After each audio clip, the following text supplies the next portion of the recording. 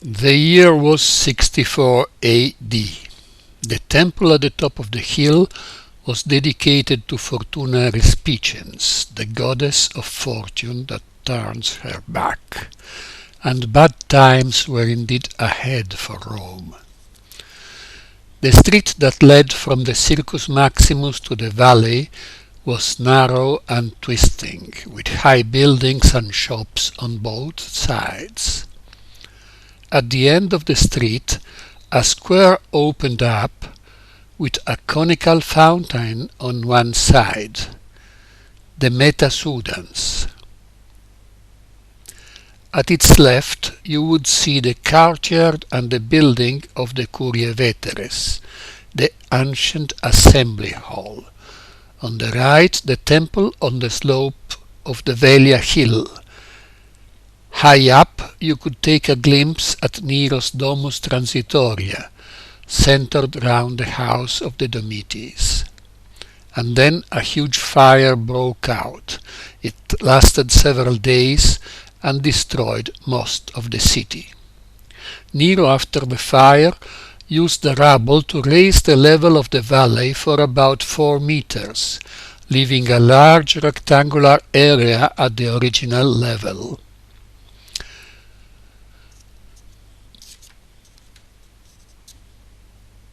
The new city, built by Nero after the disaster, was quite different from the one before the fire. Streets were broad and straight, buildings in stone and marble, and at its heart there was an enormous complex organized around a great lake, the Domus Aurea, the imperial golden house. From the sacred way you entered the atrium with its colossal statue of the emperor, over 30 meters high. The emperor built the aqueduct of the Aqua Claudia that fed the fountains and water games of his leisure residence on the top of the Claudianus. The water then ran down waterfalls over the whole extension of the eastern face and flowed on to the lake. On the opposite side of the lake, on the Oppio hill, Nero ordered the construction of a luxurious palace, the only section of the Golden House that partially survives. Nero died in the year 68, before seeing the conclusion of his great project. The Flavians that sat after him on the imperial throne erased the lake, shortened for about 24 meters the front of the atrium so as to enlarge the square, recreated a conical fountain with the old name of Metasudans, or sweating milepost, and to the left of it they placed a small temple as a reminder of the ancient assembly hall that was no more. On the top of the sacred way, the Arch of Titus. At the center of the valley, where the lake once was, the Flavians raised the imposing amphitheater.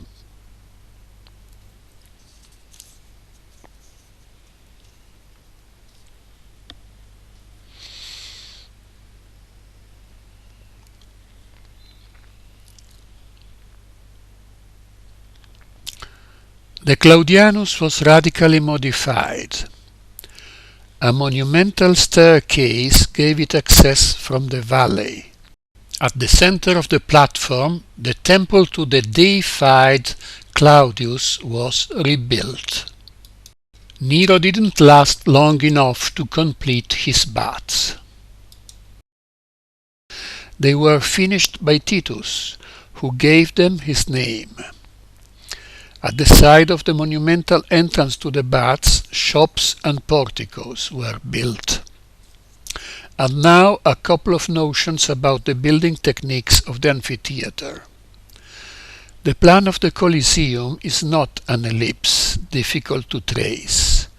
It is a polycentric, the combination of 4 circles.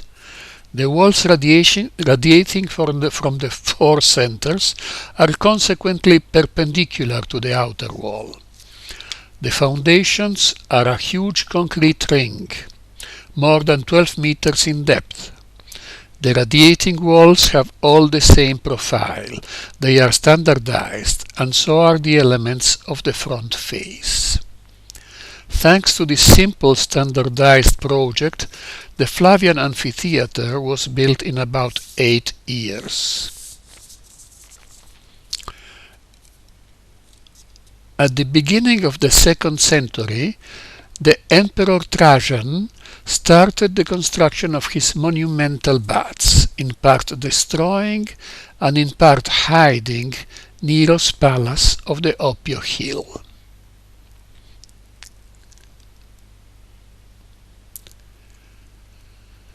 "20 years later, more or less in 120, the Emperor Hadrian moved the Colossus into the valley.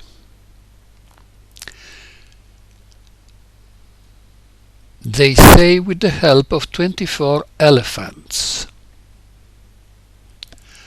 and raised the temple of Venus and Rome.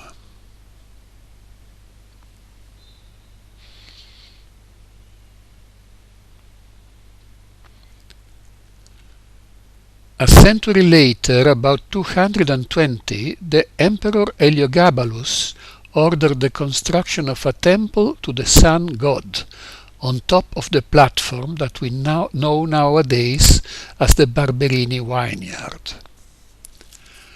Another century goes by, and about the year 315, the Arch of Constantine was built, the last great construction in the valley, that gave it the shape that we still recognize today.